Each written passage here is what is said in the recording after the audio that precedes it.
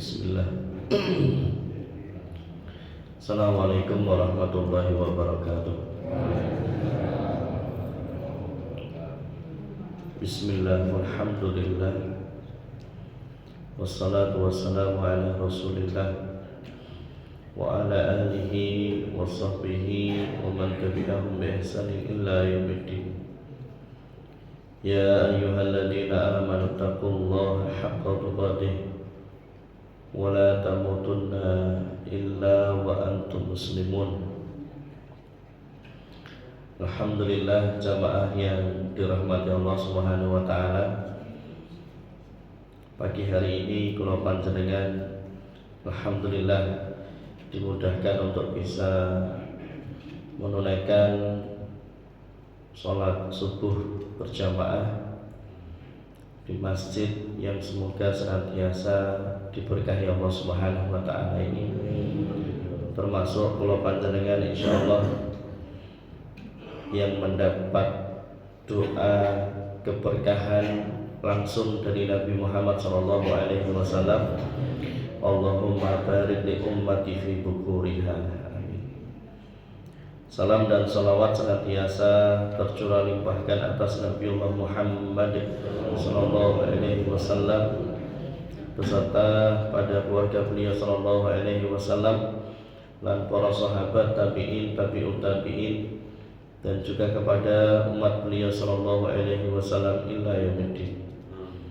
Dan bertakwalah kepada Allah dengan sebenar-benarnya takwa. Jangan sekali-kali mati kecuali dalam keadaan Islam. Mugi kula panjenengan diistiqomahkan di atas dinul Islam dan ketaatan kepadanya, dan kula panjenengan diakhirkan hidupnya oleh Allah dalam keadaan husnul khatimah. Amin. Jamaah yang dirahmati Allah Subhanahu wa taala,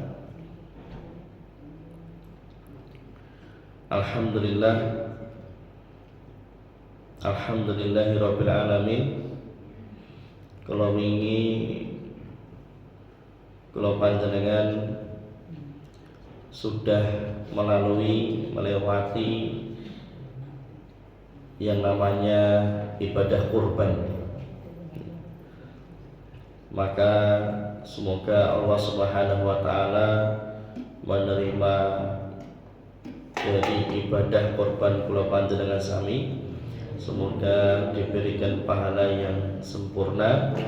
Semoga dosa-dosa kula panjenengan diampuni Allah, kesalahannya dimaafkan Allah Subhanahu wa taala, dan atas apa yang dikeluarkan semoga digantikan Allah dengan ganti yang lebih baik, yang lebih melimpah berkah manfaat. Amin.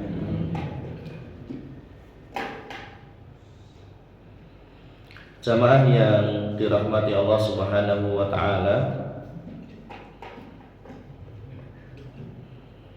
dan korban menika merupakan wujud dari rasa syukur kula panjenengan atas nikmat yang telah Allah Subhanahu wa taala berikan, nikmat yang teramat sangat banyak. Maka di ayatnya Allah sampaikan, inna a'tainakal kautsar, bahwasanya Allah Subhanahu wa taala memberikan kepada kula panjenengan nikmat yang teramat sangat banyak. Kalau sekedar banyak namanya katsir, tapi kalau terlampau banyak, teramat sangat banyak, namanya kautsar.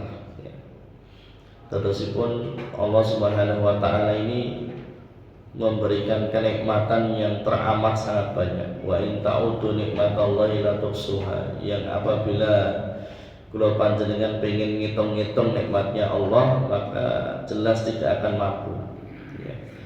Maka sudah sepantasnya lah kula panjenengan berusaha betul untuk menjadi abdan syakur, hamba yang pandai mensyukuri nikmat Allah Subhanahu wa taala.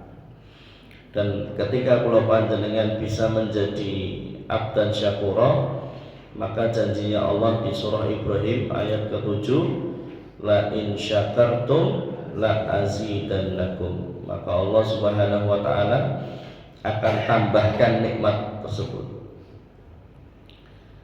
Jamaah yang dirahmati Allah Subhanahu wa taala, dan perkara syukur ini penting jamaah. Perkara syukur ini sangat penting, dan bahkan ketika Rasulullah Shallallahu Alaihi Wasallam itu ditunjukkan neraka, ketika Nabi Muhammad Shallallahu Alaihi Wasallam itu ditunjukkan neraka, maka ternyata kebanyakan penghuninya adalah kaum wanita. Kebanyakan penghuninya adalah kaum wanita, tapi bukan wanita yang di sini loh ya, wanita yang di sana. Kalau yang di sini kan semuanya insya Allah mar'atus salihah. Amin. Karena sebaik-baiknya perhiasan adalah wanita atau istri yang salihah. Jadi ketika panjenengan membaca hadis ini jangan tersinggung kan gitu ya, karena yang dimaksud insya Allah bukan jenengan ya. Diperlihatkan neraka kepadaku dan aku melihat, kata Rasulullah, kebanyakan penghuninya adalah kaum wanita. Mereka apa? Kufur.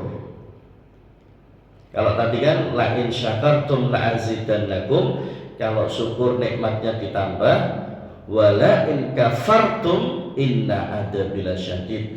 Tapi nek ngantek kufur, siksanya Allah teramat sangat pedih. Dan siksa Allah yang paling pedih ya neraka ini. Maka kemudian sahabat ini bertanya, apakah disebabkan kufurnya mereka kepada Allah? Maka Rasulullah menjawab, tidak. Goro-gorone wanita itu dimasukkan ke dalam neraka bukan karena mereka kufur kepada Allah. Kemudian beliau Shallallahu Alaihi Wasallam melanjutkan, mereka kufur kepada suaminya dan mereka kufur kepada kebaikan. Nah ini jamaah yang dirahmati Allah. Kemudian menariknya di akhir hadis ini, seandainya seorang suami dari kalian itu berbuat kebaikan kepada istrinya selama 1 tahun, kemudian istrinya melihat sesuatu yang jelek pada diri suaminya, maka dia istri yang kufur tadi mengatakan, aku tidak pernah melihat kebaikan pada dirimu sekalipun. Nah, ini kufurnya wanita pada suaminya. Kufurnya wanita pada suaminya. Mereka tidak tahu berterima kasih atas pemberian dari suami. Kemudian ada model-model wanita itu yang ketika suaminya melakukan satu kesalahan, si wanita ini tidak mengingat bahwasanya suaminya telah berbuat baik kepadanya sekian berapa puluh tahun ini. Tapi hanya dengan satu kesalahan itu tadi tertutup sudah kebaikan suami, dan kemudian sampai mengatakan, "Kuwi dadi bojo belas ra ono apike blas." Nah, kebaikannya itu seakan-akan tertutup. Ada bu model-model wanita seperti itu, ada loh ya. Ini tadi bukan di sini, di sana. Ya Allah. Ya rada pojok nih. Maksudnya di Amerika sana loh. Bahkan kemudian Rasulullah Shallallahu Alaihi Wasallam sampaikan, la yandurullahu illam ra'atin la tashkuru li zawjiha wa hiya la tastaghni anhu. Allah tidak akan melihat seorang wanita yang tidak bersyukur kepada suaminya dan wanita yang selalu menuntut suaminya dengan sesuatu yang suaminya sebetulnya nggak mampu, atau seorang wanita yang tidak pernah merasa cukup atas apa yang Allah tetapkan untuk dirinya, atau tidak pernah merasa cukup atas pemberian dari suaminya. Ini bakalnya nanti di hari kiamat Allah itu ngelihat aja nggak mau, Pak. Apalagi masuk surga nggak mungkin, Allah saja nggak mau lihat kok ya. Nah ini makanya hadis ini bahaya nih ya, bahaya hadis ini. Maka jamaah yang dirahmati Allah Subhanahu wa taala, monggo panjenengan bersyukur dan berusaha menawi panjenengan diberikan koyone suami kakunge ya, mengucapkan terima kasih, alhamdulillah, terima kasih Pak. Kemudian jangan pernah menuntut sesuatu yang melebihi kemampuan dari suaminya. Karena biasanya kasus-kasus korupsi itu ya, kasus-kasus korupsi, kemudian kasus-kasus pencurian atau perampokan dan sebagainya itu berawal dari ya, tuntutan yang melebihi dari kemampuan suami. Lah padahal suami itu kalau dengar istrinya minta ini itu, suami itu ketika mendengar bapak itu ketika mendengar si anak itu minta ini dan itu kepikiran mesti, wah ini digolek yang ngendi ya, golek-golek yang ngendi ya. Padahal kalau kita lihat orang-orang korupsi itu kan nggak ada orang yang miskin ya Pak ya. Wong korupsi janjane malah sugih-sugih. Nek wong melarat-larati paling napa to nggih, malah ning nggon dalan-dalan ya toh. Malah cilik-cilik ngoten niku nggih. Terus kadang ya nek kendel ya begal ngoten. Ternyata perjalanan di malam hari itu sing diwedeni janjane ora demit, Pak. Begal nih ora luwih medeni nggih. Nah, jamaah yang dirahmati Allah Subhanahu wa taala, ini menjadi pembelajaran bagi kita semuanya, dan semoga ibu-ibu, bil khususnya ibu-ibu, semoga Allah mudahkan jalannya menjadi wanita, menjadi istri yang salihah insyaallah.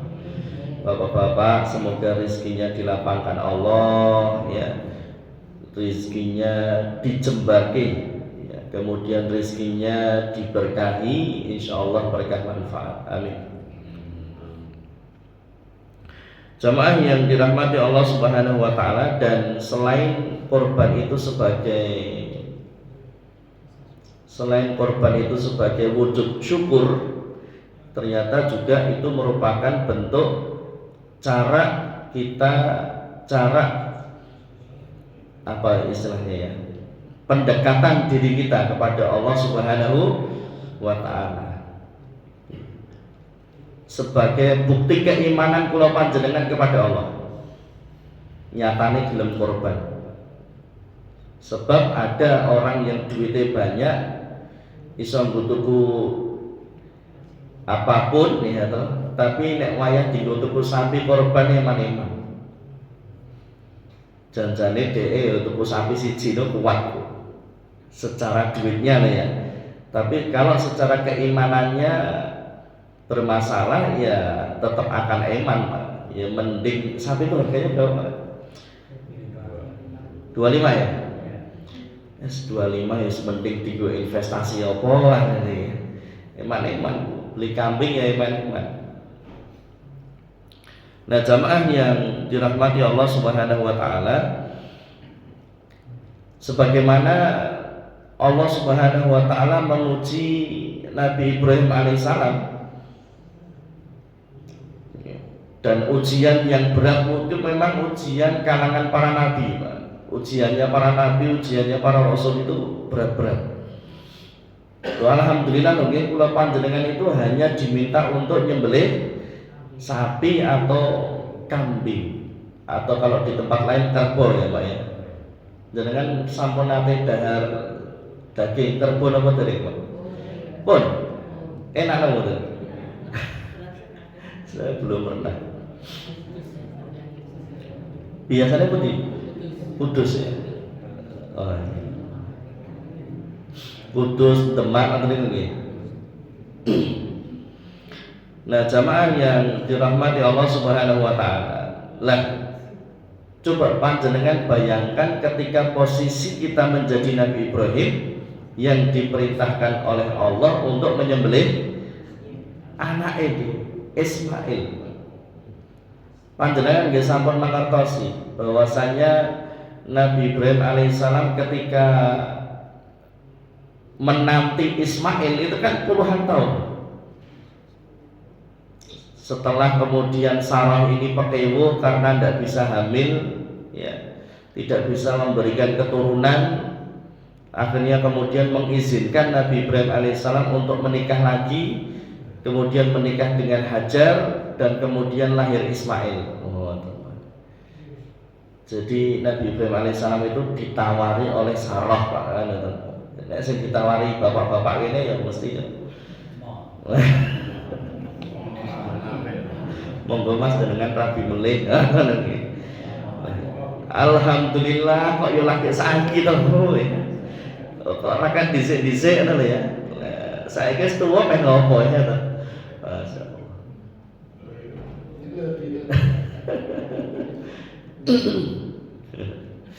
Nah, jamaah yang dirahmati Allah. Tapi ya jamaah ya aja nglancangi ustate ngono lho ya.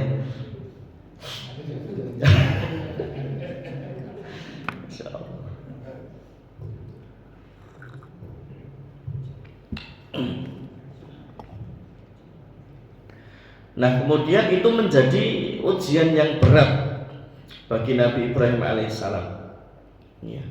Tapi ya mau bagaimana kalau Allah yang perintahkan, sami'na wa ata'na. Tapi kemudian jamaah yang dirahmati Allah, dari sini kula panjenengan mendapatkan pelajaran dari apa yang dilakukan oleh Nabi Ibrahim alaihissalam sekian puluh tahun nyuwun putra. Ya. Pelajarannya adalah la taqnatu min rahmatillah. Jangan pernah berputus asa dari rahmatnya Allah. Wis pokoke ndonga ya ndonga ngono wae. Ad-du'a huwal ibadah. Doa ini merupakan ibadah yang berpahala. Begitu dengan angkat tangan berdoa, melangitkan doa itu langsung tercatat pahala. Selama panjenengan berdoa, maka selama itu pula tercatat pahala. Doa sampai kapan? Doa sampai dikabulkan atau doa sampai ajal menjemput.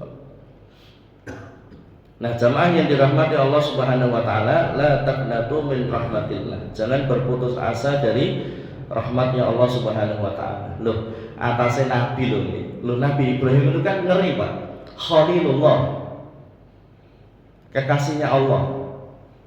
Nabi Ibrahim ini waliullah. Nek kula panjenengan kan wali murid ya. Wali santri, sing guru ya wali kelas. Dia kan wali-walian ya. Tapi nek Ibrahim ini ya Allah Khalilullah. Tapi ternyata Bu, atasnya Nabi Ibrahim loh ya. Loh, Nabi Ibrahim itu istimewa loh. Ketika kula panjenengan sholat di tasyahud, itu yang dibaca sholawatnya bukan hanya kepada Nabi Muhammad, tapi juga sholawat kepada Nabi Ibrahim.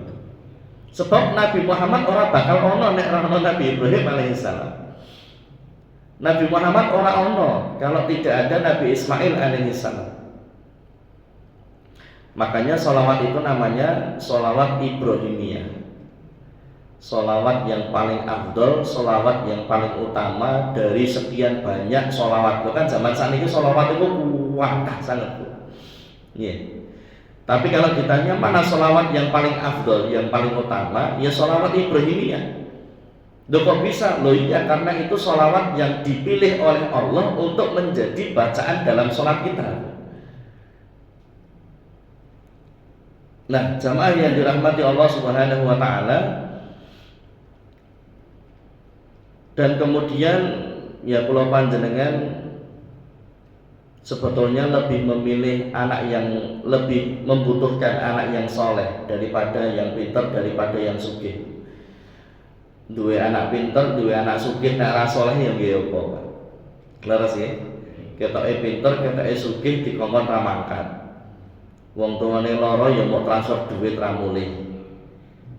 Nek wayah salat ya angel dikan salat, angel budal salat. Ya. Kemudian karo wong tuane orang gagasan.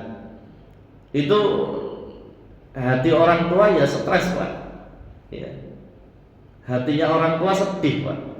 Kita sugih, kita pinter tapi tidak soleh. Nah, anak soleh ini yang kemudian kalau panjenengan lebih butuhkan.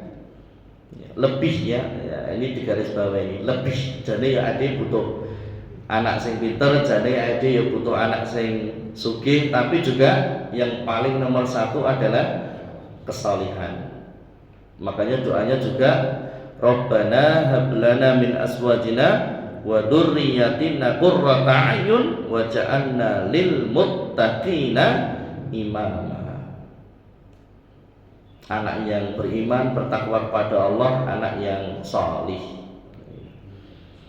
Nah, masalahnya ketika Hajar melahirkan Ismail, dan Sarah cemburu. Kemudian Allah perintahkan kepada Nabi Ibrahim untuk memindahkan Hajar dan Ismail. Cuman pindahnya ini yang berat. Pindahnya itu di Masjidil Haram. Cuman kan Masjidil Haram bukan seperti sekarang, Bu. Jadi dulu itu ya masih padang pasir yang terhampar luas, gak ono menungso, gak ono banyu, gak ono wit-witan. Betul sepinyek, Bu. Enake mau demit, Bu. Enake mau ghul, hantu. Nah, itu di dekat Ka'bah. Cuman waktu itu karena belum ada semen 3 roda, belum ada semen gresik, jadi Ka'bah yang waktu itu kena banjir bandang ya roboh. Dulu kan seperti pasir dicampur telur onta, templek gitu aja. Lah walaupun roboh tapi pondasinya ini masih ada, pondasinya masih ada. Nah disitulah kemudian Nabi Ibrahim diperintahkan untuk meletakkan atau meninggalkan Hajar dan Ismail sendirian di situ. Sampai Hajar itu ya terplongo-plongo ya. Ketika diturunkan dari onta, terus kemudian ditinggal oleh Nabi Ibrahim alaihissalam, Hajar plongo-plongo, Pak. Lah aku kok ditinggal dhewean iki karo Ismail. Di tempat yang nggak ada orang, nggak ada pohon, nggak ada air. Ini misalnya jenengan no pripun? Apa mau nangis toh? Ah, bojone jolke wae.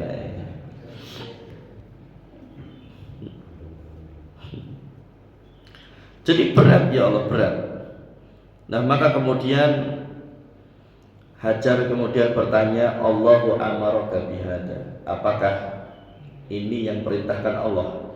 Kata Nabi Ibrahim, iya. Tapi tentunya nanti hikmahnya panjang, hikmahnya besar. Kenapa kemudian kok Allah perintahkannya Hajar dan Ismail di dekat Ka'bah, Masjidil Haram? Ya walau bukan atau belum seperti sekarang, ya belum seperti sekarang. Karena ternyata supaya nanti mereka ini gampang sholatnya, ya, menjaga sholat. Nah, menjaga sholat ini penting. Makanya kalau panjenengan diajarkan doa yang Allah abadikan dalam Al-Quran, Rabbi ja'alni muqimas sholati wa min dzurriyyati Rabbana fataqabbal du'a. Jadi ini tugasnya orang tua ini berat. Karena orang tua harus memastikan bagaimana dirinya, suami atau bapak, kemudian istri, kemudian anak-anaknya bisa menjaga sholat. Repotnya duwe bocah ijek cilik sholat subuh. Niku sok kadang wong tuane ra telaten gugah anak. mesakne anak enek diunggah. Padahal itu penting, Pak. Sebab engko nek wis gede angel tatanane, Pak. Ya toh? Ketika anaknya masih kecil, wong tuanya mesakne, ketika anaknya sudah gede, diperintah sholat kok enggak mau, wong tuanya jedeg diri. Terus akhirnya datang ke Ustaz, anak saya ini loh sudah gede kok susah disuruh untuk sholat. Lah dulu kecilnya bagaimana? Nah, ternyata ketika kecilnya ini orang tuanya kurang telaten. Orang tuanya nggak sabar, orang tuanya orang tegel, orang tekan hati, mesakne menggugah anak sholat mesakne. Ya sudah, rasakan ketika besar anak susah diperintah untuk sholat. Nah, kullukum ra'in wa kullukum mas'ulun an ra'iyatihi. Nanti orang tuanya yang akan dimintai pertanggungjawaban oleh Allah.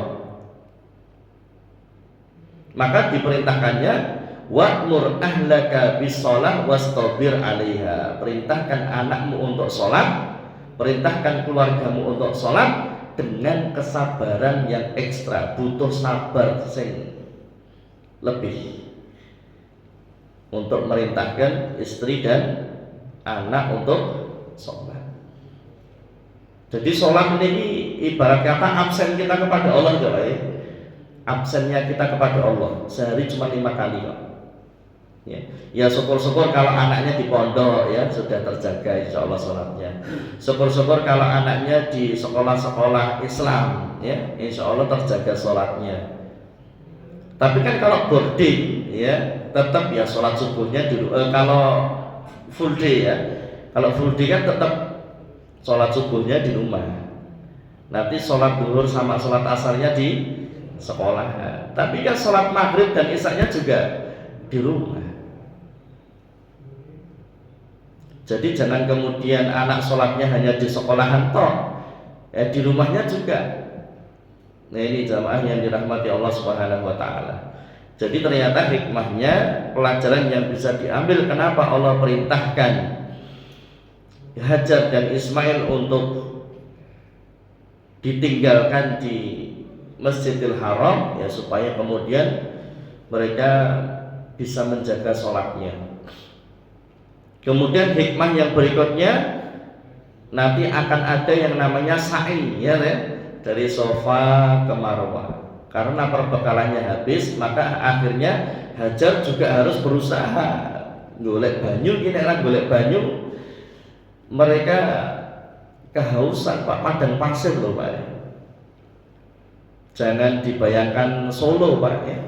Ini padang pasir, ini pas panas yo, panas tenan, Pak. Makanya kalau saya diminta untuk umroh itu, saya milihnya umroh di akhir tahun, Pak. Bulan Oktober, November, gitu. Kenapa biasa? Karena di bulan-bulan Oktober, November, Desember itu di sana musim dingin.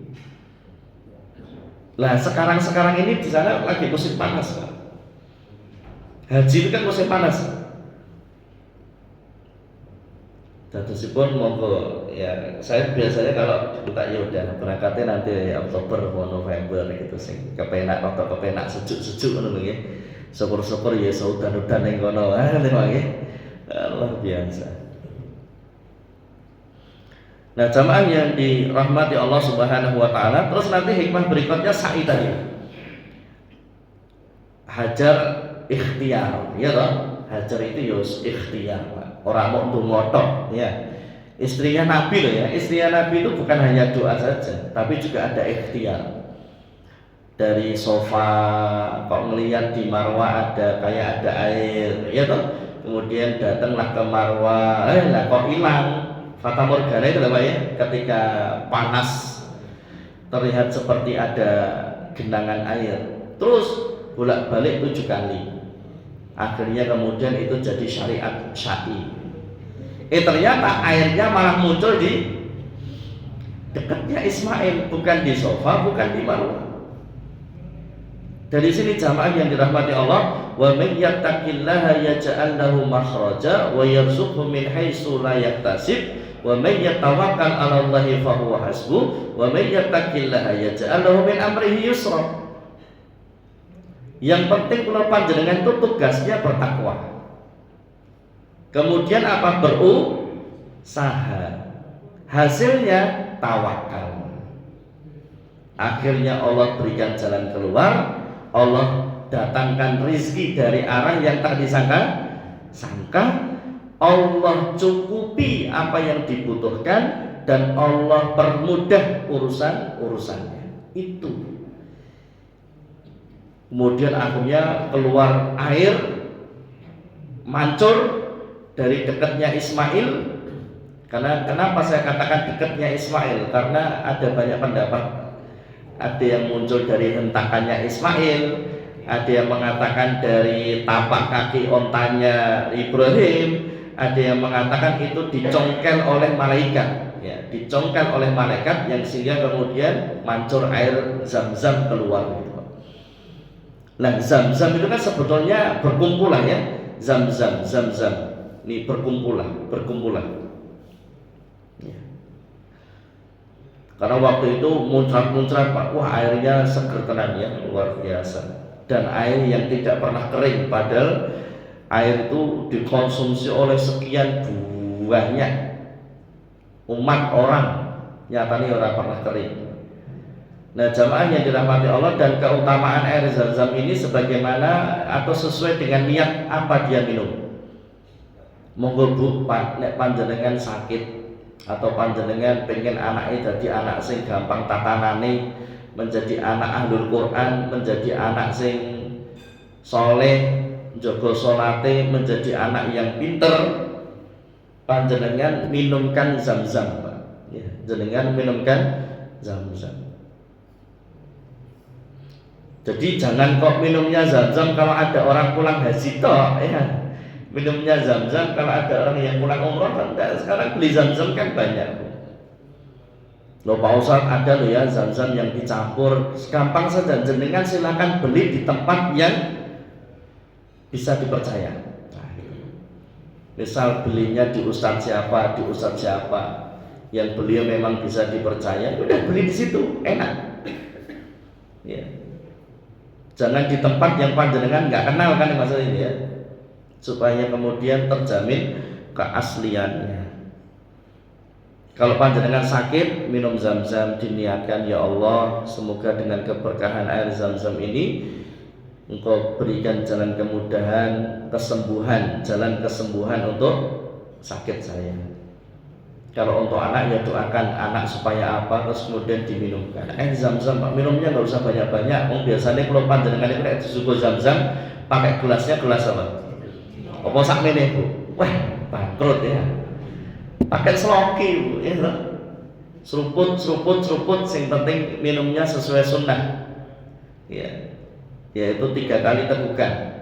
Diawali bismillah, diakhiri dengan alhamdulillah.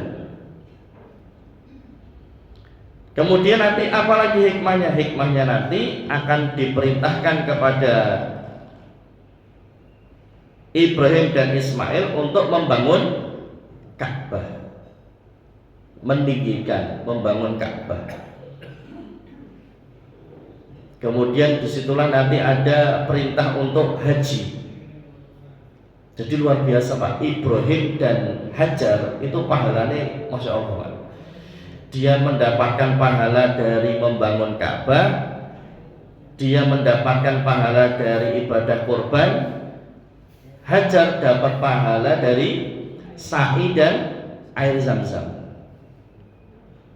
Mandala ala khairin falahu mislu ajri fa'ili. Karena beliau ini menjadi pelopor kebaikan, menjadi pelopor dari satu ibadah, maka sebanyak apapun orang yang melakukan ibadah tersebut, maka juga akan mengalir pahala yang semisal kepada yang menunjukkan jalan kebaikan tadi atau yang menjadi pelopor ibadah itu tadi Pak. Luar biasa berapa banyak itu pahalanya. Nah, muncul air Zam-Zam di situ Pak. Akhirnya ya sudah Hajar dan Ismail di situ. Terus nanti di kota Sabah, Yaman, di kota Sabah itu sedang terjadi banjir bandang. Sabah itu kan dulu Kotanya kota yang makmur, sejahtera. Nek carane mriki Gemah apa jenenge? Gemah Ripah loh Cidawi. Wis pokoke makmur tenan. Wah, subur makmur. Sing jenenge wong Sabak itu nek golek sayur, golek buah, rasa dadak blonjo, garek metik. Saking subure, Pak. Dan mereka punya persediaan air yang tidak akan habis ketika terjadi paceklik selama puluhan tahun, bertahun-tahun. Wah, airnya melimpah, Pak. Tapi ternyata muncul generasi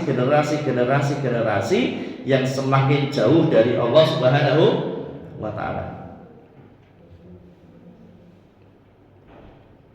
Loh, ngapunten, sekarang dilihat di dunia Arab itu kan sugih, Pak. Arab itu sugih, Pak. Luar biasa. Tapi ternyata di negara-negara yang kaya, ngapunten, maksiatnya ya tambah aneh-aneh. Betul kan? Mereka bikin tempat-tempat hiburan yang kelasnya itu bukan kelas lokal, tapi kelas internasional. Kenapa? Sugih, Pak. Jadi koyok bingung, entek duit iki piye? Dan bagaimana supaya duitnya tambah banyak? Akhirnya harus mendatangkan turis, harus mendatangkan orang luar. Terus piye iki? Aidira di pantai, ya kan? Aidira duwe wisata apa, objek wisata apa di padang pasir itu enggak ada.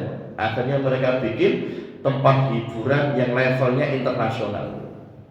Akhirnya orang dugem di situ, orang minum khamar di situ, orang zina di situ, orang macam-macam.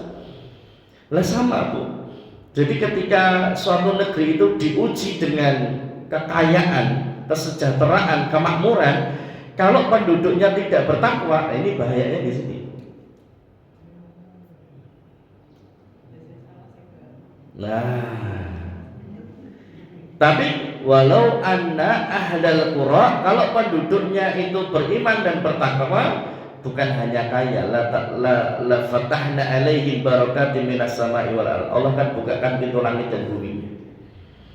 Keberkahan dari langit dan bumi kalau iman bertakwa. Tapi kalau tidak bertakwa, tidak beriman, Allah cabut keberkahannya.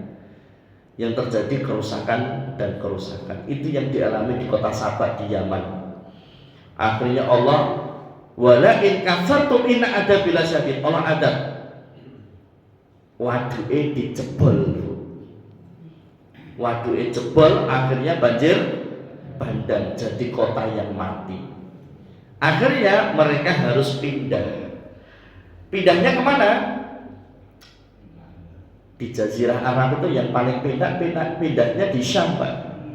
Ya, di Arab itu paling penak ya pindahnya di Syam. Subur ya toh, makmur, hawane penak. Nah, ketika mereka akan berpindah ke Syam, dari Yaman ke Syam harus melewati Mekah, harus melewati Madinah, baru kemudian sampai Syam. Nah, mereka orang-orang Yaman Sabak tadi melewati pinggiran Mekah. Lah kok enek burung yang berputar-putar. Biasanya enek burung yang berputar-putar tandane napa? Enek udan apa enek banyu. Tapi kan terkenal Arab itu atau Mekah itu terkenalnya ya padang pasir tok, gak ono wit-witan, gak ono banyu. Anaknya mau hantu ya, ghul itu kalau di sana namanya hantu, Pak. Hantu padang pasir. Kemudian binatang-binatang yang berbisa. Tapi akhirnya kemudian mereka wis rapopo dicoba, sapa ngerti nek banyu tenan.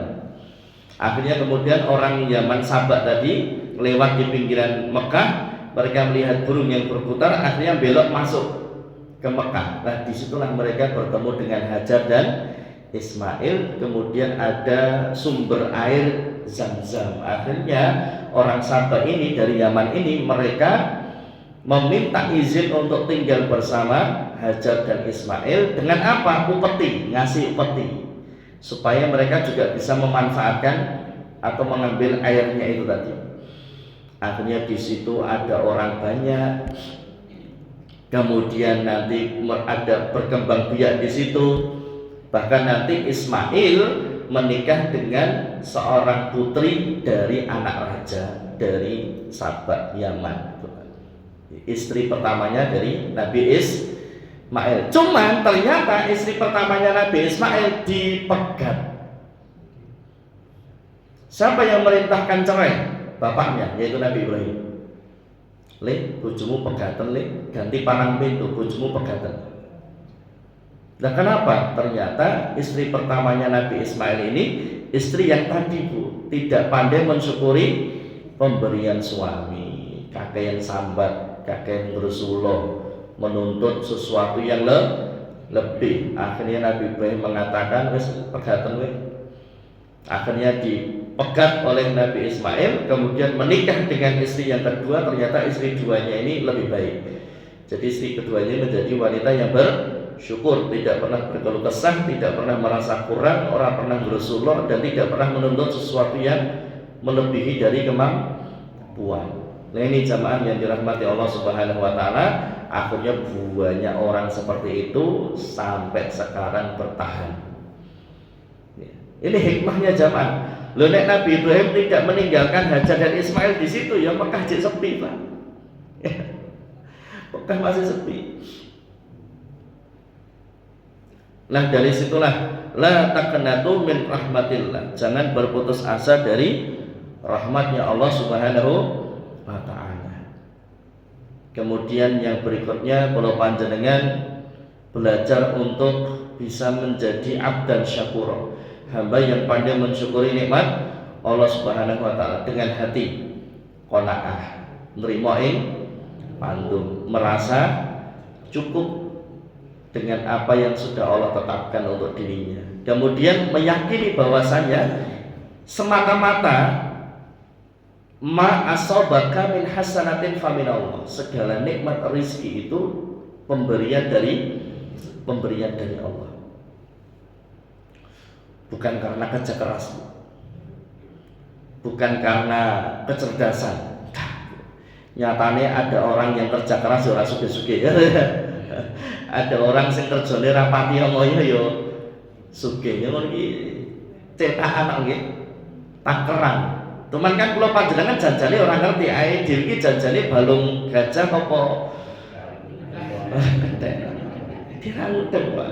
Itu misteri yang sehingga kemudian kula panjenengan terus berusaha. Loh ada tak ya orang yang dulunya miskin tapi sekarang jadi orang yang kaya. Wah biasa.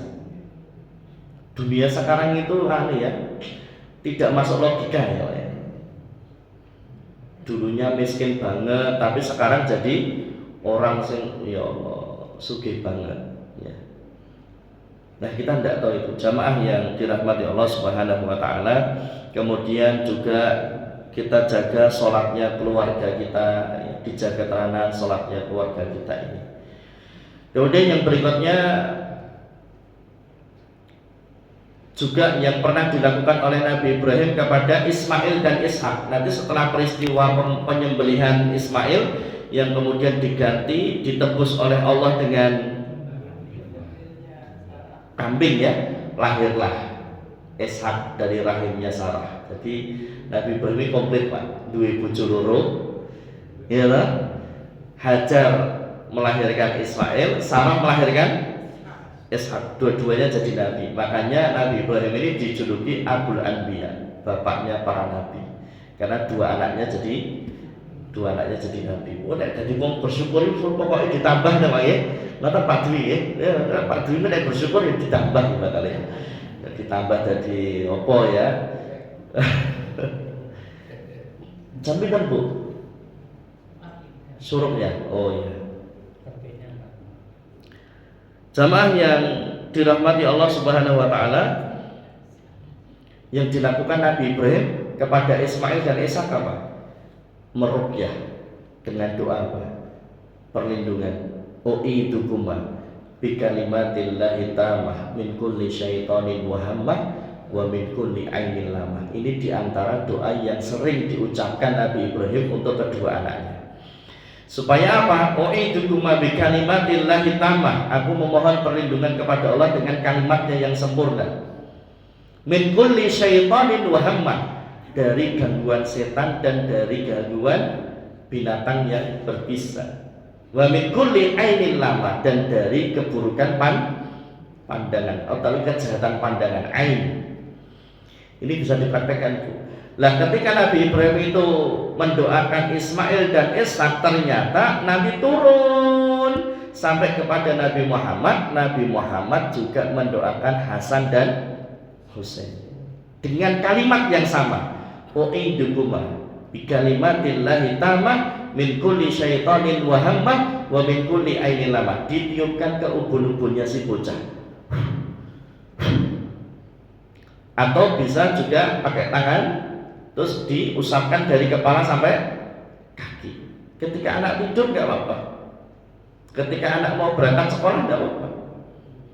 Supaya apa? Supaya Allah jaga anak itu, ben supaya orang gampang kena rekodoyone setan, ben orang gampang kena gangguan setan, dan supaya tidak diganggu atau dimangsa oleh binatang yang berbahaya, dan supaya tidak kena ain kejahatan pandangan. Kan kita nggak tahu ya, anak itu ketika di jalan di sekolahan kan di luar dari kendali kita, maka kita serahkannya kepada Allah Subhanahu wa Ta'ala. Itu kalau dua anak. Tapi kalau satu anak laki-laki, u'iduka bi kalimatillahi tamah min kulli syaitanin wa hammah wa min kulli ainin lamah. Kalau anak perempuan, u'iduki bi kalimatillahi tamah min kulli syaitanin wa hammah wa min kulli ainin lamah. Nek anake kena sawang, ya toh? Atau anaknya kena rekodoyone Ummu Sibyan, doakan itu. Ini kan ada film bioskop ini yang bagus Pak, namanya judulnya apa? Waktu Maghrib. Jadi di dalam film itu menceritakan tentang jin yang namanya Ummu Sibyan yang suka banget ganggu anak kecil. Dulu juga ada film bioskop namanya Kanzab. Jadi jin yang suka mengganggu orang yang sedang sholat. Nah, gitu. Jadi jangan dikira jenengan datang masuk ke masjid, kemudian sholat dikira aman saja, nggak ada setan. Loh, ada. Nanti ketika ada, setannya pergi. Ketika sudah selesai wayah sholat, setannya datang lagi, ganggu pikiran. Allahu Akbar. Wih, dompetku ternyata tak salah yang kono, lali ya bener. Wih, kunci motorku ternyata tak gledek yang kono, lali ya. Terus mikirnya macam-macam. Ketika sholat tuh mikir macam-macam. Lah itulah gaweannya jin kanzab tadi. Ada namanya jin tafrik, yaitu yang jin dasim, mohon maaf, jin dasim, yaitu jin yang tugasnya merusak rumah tangga. Yufarriquna bihi bainal mar'i wa zawji, memisahkan suami dan istri. Itu namanya jin dasim. Jenenge apa ya Pak iki? Ana sing jenenge dasim, jin perusak rumah tangga. Ana sing jenenge kanzab atau kanzib yang tugasnya mengganggu sholat. Ada namanya Ummu Sibyan, jin sing senengane nggodho bocah cilik-cilik. Jenenge apa lho Pak? Tapi nek jenenge anak aja jenenge kuwi. Jeneng setan ya. Nah, ini perlindungan jamaah, perlindungan. Anak-anak itu doakan kayak gitu. Ya. Kemudian yang berikutnya jamaah yang dirahmati Allah Subhanahu wa Ta'ala, terakhir yang terjadi juga di bulan Dzulhijjah, yang terjadi di bulan Dzulhijjah yaitu apa? Satu, diampuninya dosa Nabi Adam dengan doa Rabbana zalamna anfusana wa illam taghfir lana wa tarhamna lanakunanna minal khasirin. Nah, panjenengan kemutan nggih. Jadi Allah Subhanahu wa Ta'ala dulu itu lebih dulu menciptakan jin daripada manusia. Maka ayatnya bunyinya wa ma khalaqtul jinna wal insa illa liya'budun. Allah ciptakan jin dulu, baru kemudian manusia untuk beribadah kepada Allah. Sebetulnya tugasnya itu, tupoksinya itu. Lah, artinya bumi ini sudah ada yang ninggalin sebelum manusia, yaitu siapa? Jin. Tapi mereka pertumpahan darah, kemudian mereka apa? melakukan banyak kerusakan ya. Nah, maka kemudian jamaah yang dirahmati Allah, Allah utus malaikat untuk memerangi jin yang melakukan kerusakan di muka bumi dan pertumpahan darah, dipimpin oleh jin muslim namanya Azazil. Terus kemudian begitu malaikatnya turun, kemudian mulailah jin yang kafir tadi diperangi. Ada yang takut lari ke gunung, lari ke lembah, lari ke laut.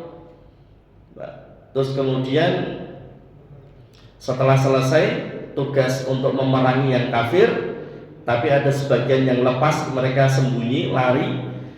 Kemudian si Azazil ini ditarik oleh malaikat, diajaklah ke langit. Di sanalah beribadah dengan para malaikat. Makanya namanya Azazil, yang terhormat, yang dimuliakan, yang taat. Akar katanya sama dengan Aziz. Berarti Ustaz Aziz ki, oh awas ya, bahaya ya. Nah, kemudian Allah perintahkan wa id qala lil malaikati isjudu li adama fasajadu illa iblis. Ketika Allah ciptakan manusia, Allah perintahkan untuk sujud. Malaikat mau sujud dan ada satu yang nggak mau sujud. Siapa yang nggak mau sujud? Azazil.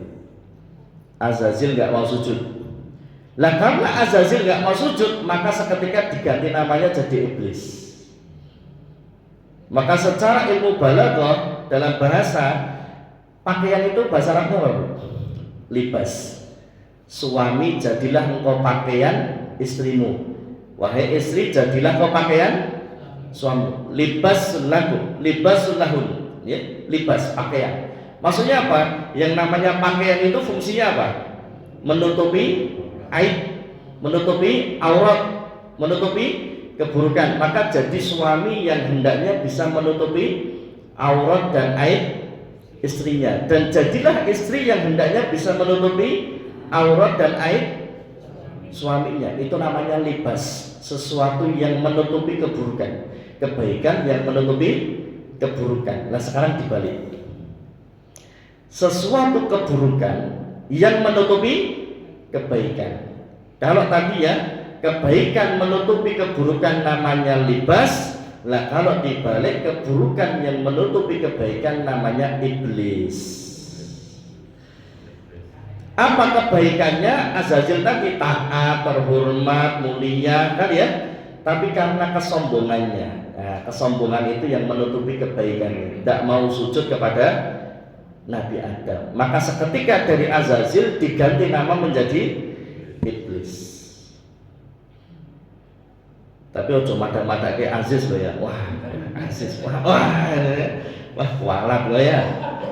Nah, ini jamaah yang dirahmati Allah. Makanya Allah katakan tidak mungkin masuk surga sesiapa yang hatinya ada kesombongan walaupun sebesar biji zarah. Makanya apa itu sombong? Batarul haq wa ghamtunas. Menolak kebenaran dan merendahkan orang lain. Nah, iblis Azazil tadi menolak perintahnya Allah, kemudian merendahkan Nabi Adam dengan mengatakan ana khairu minhu, aku lebih baik daripada kamu. Wa khalaqtani min nar wa khalaqtahu min tin. Aku diciptakan dari api, kamu diciptakan dari tanah. Tanah ini tidak idan, api lebih mulia.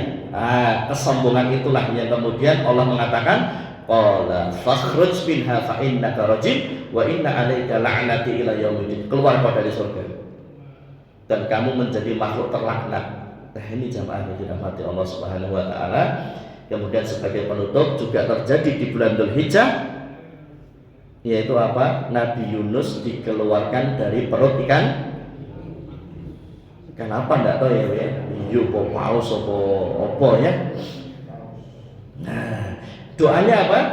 La ilaha illa anta subhanaka inni kuntu minadh dhalimin. Nanti panjenengan silahkan lihat di surah Al-Anbiya ya, mulai dari ayat 80 ke sana. 80 ke sana itu banyak doa-doa. Lah doa Nabi Yunus tadi. Jadi ini doa nek kula panjenengan duwe akeh masalah, banyak-banyak doa ini. la ilaha illa anta subhanaka inni kuntu minadh dhalimin, supaya Allah keluarkan panjenengan dari masalah itu. Kemudian kalau sakit, doanya Nabi Ayub, Rabbi anni masaniyad durur wa anta arhamur rahimin. Kalau kepengen punya anak, anaknya pengen soleh, nanti ada lagi doanya Nabi Zakaria. Di surah Anbiya ayat 80 ke sana, nanti panjenengan buka. Nah, insya Allah sangat bermanfaat. Kalau doa pengampunan tadi Nabi Adam yang digoda oleh iblis untuk makan buah khuldi, ya, kemudian bertobat dengan doa Rabbana dzalamna anfusana wa in lam taghfir lana wa tarhamna lanakunanna minal khasirin. Kullu bani adam khata' wa khairul khata'ina tawwabun. Kita manusia ini tempatnya salah dan lupa, dan sebaik-baiknya pendosa adalah yang segera bertobat, wa atbi'is sayyi'atal hasanata tamhuha. Dan setelah itu mengikutinya dengan memperbanyak amal soleh guna untuk menutupi kesalahan-kesalahan telah lalu yang kita perbuat. Subhanakallahumma wa bihamdika asyhadu an la ilaha illa anta astaghfiruka wa atubu ilaik. Akhiru da'wana alhamdulillahi rabbil alamin. Assalamualaikum warahmatullahi wabarakatuh.